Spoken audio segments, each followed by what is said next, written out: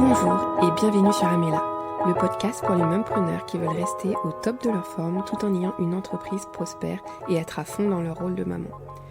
Je m'appelle Mélissa et à part pour les jobs étudiants, j'ai toujours été à mon compte. Les difficultés ont pointé le bout de leur nez avec l'arrivée de mes enfants, que j'avais tant voulu et qui ont chamboulé mes nuits et mon emploi du temps. Je suis persuadée que tout peut s'accorder sans sacrifier sa santé, son business ou sa vie de famille. Du coup, je vous partage les astuces que j'ai pu mettre en place tout au long de ce parcours. Si vous souhaitez en savoir plus, rendez-vous dans la description de ce podcast et bonne écoute. Hello, je suis vraiment ravie de vous retrouver sur ce podcast. Aujourd'hui, je vous propose un épisode que j'ai fait vraiment d'une manière très spontanée, qui portera sur le fait de pourquoi finalement j'ai décidé de faire garder mes enfants, alors que clairement pour moi c'est un rêve, c'est un objectif de réussir à garder mes enfants, de faire l'école à la maison, de faire des plats maison, healthy, bio, vegan, tout ce que vous voulez, et que ma maison soit toujours propre et tout ça. Vraiment, ça c'était un de mes objectifs et je pensais vraiment en être capable. Et dans cette expérience, franchement j'ai été épuisée, fatiguée, il y a des choses qui n'allaient pas. Et du coup, cette année, j'ai décidé vraiment de réajuster les choses. Et je voulais vous partager cette expérience pour vous inspirer, pour partager un petit peu avec vous. Donc, dans un premier temps, je vais vous expliquer les différents modes de garde que j'ai eu avec mes enfants, parce que j'ai eu 3 modes de garde différents avec eux, voire pas du tout, je vous en dis plus. Et ensuite, je vais vous dire comment j'ai senti la nécessité de mettre des limites, comment j'en ai mis un peu au fur et à mesure jusqu'à en arriver à aujourd'hui. Les obstacles que j'ai eus par rapport à la gestion de l'entreprise et en même temps le fait de les faire garder. Et le nouvel équilibre que j'envisage aujourd'hui, les nouveaux défis, parce qu'il y a toujours avantages et inconvénients dans nos choix. Et du coup, j'avais envie de partager ça avec vous. Donc on commence par, comme je vous ai dit, le fait que j'avais un rêve, concilier la vie d'entreprise et la parentalité, mais moi je voulais vraiment qu'on soit proches. Le mieux pour moi ça aurait été de faire l'école à la maison, de pouvoir les accompagner. Ce que j'ai remarqué, c'est que quand ils sont tout petits, en fait c'est vraiment pas facile parce qu'on fait pas d'école à la maison, déjà on fait des activités, mais il y a pas beaucoup d'autonomie, donc il y a beaucoup de choses qu'on ne fait pas, qu'on peut pas faire, et il y a beaucoup de choses qu'on doit gérer pour l'accompagnement des tâches du quotidien, donc déjà ça demande beaucoup de temps. Et je me suis rendu compte que pour pouvoir caler des moments où je pouvais gérer l'entreprise, je devais me suradapter à eux en fait, c'est-à-dire que j'étais un peu... c'est quand ils dormaient, c'est quand je pouvais, c'est quand j'étais pas interrompue, c'était pas agréable, mais j'ai vraiment essayé, j'ai fait en sorte de réussir, de réajuster au fur et à mesure. Et je voulais vous parler un peu des modes de garde que j'avais eu. Alors pour mon premier fils, en fait, je l'ai jamais fait garder. Il était un petit peu gardé par ma famille 2 jours par semaine, je crois. 2 après-midi ou 2 matinées, je ne sais plus. Et en fait, je continuais à aller travailler. À cette époque, j'étais encore ostéopathe, donc j'avais mon cabinet. Et en fait, je courais un petit peu partout. Dès qu'il était pas avec moi, dès que son père pouvait le prendre, j'allais travailler. Et en fait, jusqu'à ce qu'il rentre à l'école, il n'a pas vraiment eu de mode de garde fixe.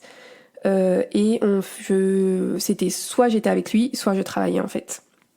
Donc c'était assez fatigant parce qu'il faisait pas ses nuits, mais c'était encore gérable. J'étais jeune, j'avais qu'un seul enfant. Franchement, c'était vraiment possible. Après, quand j'ai eu la deuxième, malgré le fait qu'elle soit calme, j'avais un peu le même mode de garde, mais en fait, on commençait un peu à s'essouffler, ça commençait un peu à mettre des tensions au niveau du couple, parce qu'en fait, quand mon mari rentrait du travail, moi je partais, s'il avait il avait pas de marge en fait, parce que s'il arrivait un peu en retard, moi j'étais en retard avec les patients, donc c'était vraiment pas top. J'ai ouvert un nouveau cabinet quand elle avait 1 an et demi, je crois. Et à ce moment-là, j'avais décidé de la faire garder par une assistante maternelle. Et l'assistante maternelle, heureusement, elle était super géniale. Je pense que c'était vraiment la meilleure assistante maternelle qu'elle aurait pu avoir. Mais c'est moi qui n'étais pas vraiment à l'aise avec cette idée-là parce que je me disais, j'avais un peu l'impression de rater quelque chose, de passer à côté de quelque chose, de passer à côté de moments avec elle parce que moi, j'avais vraiment envie d'être là. Elle en avait peut-être... Je pense qu'un enfant a besoin de sa maman, mais aussi, j'avais envie d'être là. Donc du coup, j'étais pas 100% à l'aise avec cette idée-là. Ce qui me rassurait, c'est vraiment que l'assistante maternelle, elle était au top. Mais c'est quelque chose que j'ai un peu regretté. Je me suis dit comment j'aurais pu faire mieux pour réussir. Et quand j'ai eu ma troisième, par contre, elle est toujours restée avec moi jusqu'à ses 2 ans. Et j'ai vraiment encore essayé une fois de réajuster. Les 2 grands étaient à l'école, de faire autrement, d'apprendre des erreurs que j'avais pu faire auparavant et de me dire que là, cette fois, c'était possible. Mais en fait, j'ai pas réussi à atteindre le niveau que je voulais au niveau de l'entreprise. Et je dis ça sans regret, parce que moi, mon seul regret, ça aurait été plutôt de passer à côté de ma vie de famille, de mes enfants. Les enfants, ils sont petits une seule fois. Et c'est vrai que ça se trouve, ils s'en souviendront pas. Mais moi, j'avais envie d'être là et j'aurais aimé réussir à faire les deux. Mais voilà.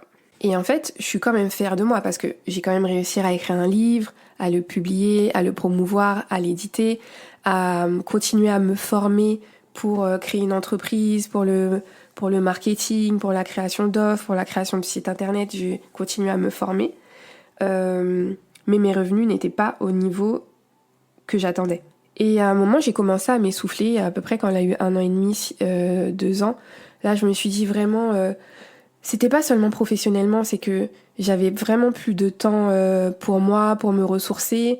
Je trouvais que c'était un peu lourd au niveau de la gestion émotionnelle de leurs émotions à eux. Je me disais, mais c'est un peu pesant de toute la journée. Ils ont des besoins, des envies, je suis d'accord, mais là, je commençais à m'essouffler parce que j'avais plus de ressources ni de temps pour moi, malgré le fait que j'ai toujours réussi à aller marcher, faire un peu de sport, avoir une alimentation équilibrée.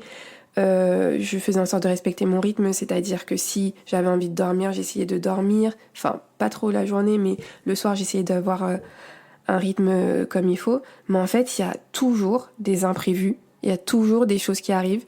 Et les priorités étaient toujours à revoir. Donc en fait, je me dis qu'elles étaient mal faites ou je ne sais pas. Mais en tout cas, là, je me suis dit, les limites, il faut qu'elles soient plus fermes. Et donc, et en plus, à cet âge-là, mes 3 enfants, ça a été à peu près pareil, vers 1 an et demi, 2 ans. J'ai vu chez eux qu'ils avaient envie d'aller vers les autres, même si on a une vie de famille, qu'ils ont des cousins de leur âge, que j'ai des amis qui ont des enfants du même âge, donc ils sont pas isolés. Mais j'ai senti qu'ils voulaient aller vers les autres et ils étaient très sociables. Et je me suis dit, j'ai envie aussi de nourrir cette partie d'eux parce que ça me ferait du bien et que ça leur ferait du bien. Et comme je savais que avec les 3, j'avais réussi à créer un lien fort, qu'on se connaissait, qu'ils avaient confiance en moi, que je savais qu'ils allaient vers moi aussi quand ils avaient un problème, qu'ils commençaient à s'exprimer. Ça me rassurait aussi pour les mettre avec d'autres personnes. Et donc, cette année, donc en septembre 2023, tout le monde est gardé. Enfin, c'est-à-dire que les 2 grands sont à l'école, la plus petite est à la crèche, toute la journée, toute la semaine. Et je suis très à l'aise avec ça parce qu'on passe aussi à côté des moments de qualité. Quand ils reviennent, je suis contente de les voir, je suis contente d'aller les chercher, de les retrouver. On profite des moments ensemble parce qu'en fait, avoir toute une journée ensemble, c'est pas forcément un gage de qualité. Parce qu'en fait, j'avais toujours des choses à faire. M'occuper de la maison, faire à manger, et sauf que j'étais toujours interrompue. Même si je faisais les choses en amont, il y a quand même par exemple un repas à chauffer, des choses à faire. C'est pas des choses graves, c'est pas des choses embêtantes, mais c'est à faire. Donc en fait, des fois on n'était pas ensemble. Et je me suis dit aussi, il faut aussi que je puisse respecter mon propre rythme. Et mon propre rythme, il était vraiment clair. C'est déjà, moi j'ai besoin de bonnes nuits de sommeil et de me réveiller. Je me réveille sans réveil si j'ai des bonnes journées, un rythme équilibré. Donc en fait, je me réveille naturellement entre 7 et 8 heures. Actuellement entre 5 et 7 heures. Et en fait, j'ai besoin d'un temps où je suis un peu toute seule, je fais mon sport, je fais une petite méditation, une cohérence cardiaque, mais vraiment pas longtemps, mais juste besoin de me connecter à moi dès le réveil, toute seule dans le silence. Et ensuite, je me consacre aux enfants. Et quand je les ai déposés, j'ai une longue période, on va dire au moins de 10h à 16h, enfin je ne sais pas, ça dépend des jours, mais on va dire où c'est cette période-là où je suis le plus concentrée et le plus investie et que j'arrive à travailler sans interruption. Et donc, quand les enfants sont avec moi, le matin, c'est eux aussi un moment où ils sont énergiques, où ils ont envie de faire des choses, où ils sont plus aptes aussi à recevoir les informations. Donc c'est là aussi on faisait les activités. Et moi, je me retrouvais, quand ils étaient là, à faire des activités avec eux, à là où moi j'en avais le plus, donc ok, c'est cool pour notre vie de famille, mais quand c'était mon moment, donc quand c'était le moment de la sieste, moi aussi j'étais un petit peu KO, j'étais un peu moins, je pouvais moins faire du hard work en fait, donc ça m'allait pas à 100%. Et du coup, je voulais vous partager les erreurs que je trouve que j'ai pu avoir, les choses que j'aurais pu améliorer. Je pense que j'aurais pu plus déléguer le ménage, les machines, les repas, être un peu plus cool au niveau des repas, faire plus de surgelés, voilà, me mettre un peu moins la pression à ce niveau-là. Et même des fois leur donner des céréales le soir, c'est des choses que je faisais pas. Mais en fait, me lâcher la grappe un petit peu. Oser investir plus, par exemple, au lieu de vouloir tout faire moi-même, comme mon site internet, mes podcasts, oser investir, déléguer. Je pense que ça aurait été vraiment primordial. Et de oser demander plus de soutien à ma famille, à mon conjoint, à d'autres personnes. Et c'est vrai que j'avais envie d'être là, j'avais envie de tout faire. Je sais pas pourquoi, mais c'était comme ça. J'avais envie que ce soit moi qui le fasse en fait. Et sauf que ça m'a demandé ça a fait que j'ai pu moins m'investir, m'épanouir au niveau professionnel. Et donc maintenant, je suis hyper contente d'avoir pris cette décision, d'être dans un nouveau mood, d'être dans une nouvelle dynamique et tout, parce que en fait, j'ai appris de mes erreurs, je les ai acceptées, parce que pour moi la priorité c'était les enfants, donc j'ai respecté ma priorité d'avoir une vie de famille comme je le souhaitais. Je suis super excitée de pouvoir faire différemment, je suis super contente d'avoir plus de temps parce qu'en fait, quand on a connu les interruptions constantes, on savoure le silence et le fait d'avoir des longues périodes de moments pour soi, de longs moments de calme et où on peut travailler intensément comme ça. Même si ça demande de relever d'autres défis, comme par exemple il faut que je sois disciplinée, concentrée, que je priorise, que je me dise pas ah oui comme j'ai le temps, et finalement je pourrais faire ça, je pourrais faire ci, et ça je pourrais le faire après. Non, vraiment aussi rester concentré, focus et lutter contre les distractions domestiques, c'est-à-dire qu'en fait quand on est à la maison, parce que moi je travaille à la maison actuellement, je vois tout ce qu'il y a à faire et ça n'en finit jamais. Quand on a fini le rush du matin, le rush du soir, c'est clair que j'ai un petit tsunami à réparer, à ranger. Donc en fait c'est me dire non, là j'ai l'énergie, je suis à fond pour travailler, je travaille. Quand j'en aurai moins, j'ai pas besoin d'être hyper concentrée pour ranger, pour laver et tout. Donc ça demande en fait de la discipline et de prioriser.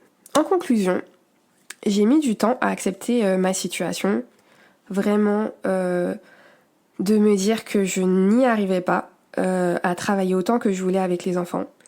Et maintenant, je suis contente d'arriver dans cette nouvelle ère.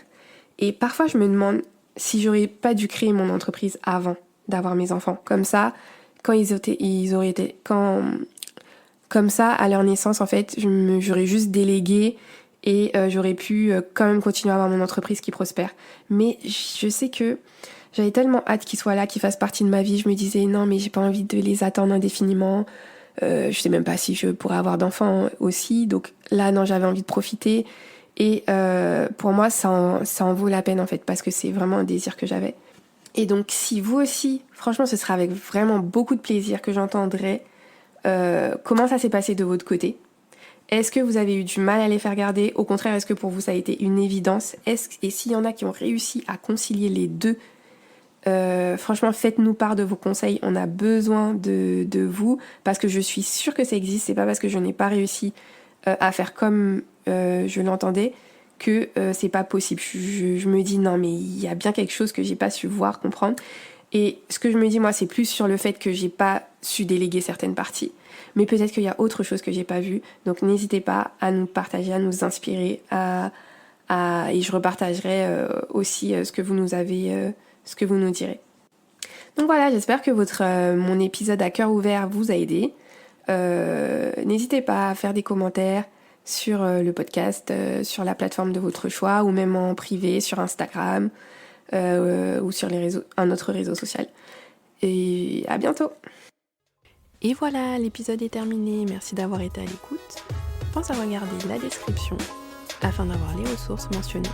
Si tu as apprécié ce moment, tu peux mettre 5 étoiles et un commentaire sur la plateforme de ton choix. Si tu penses que ça pourrait parler à une connaissance, pense à lui partager.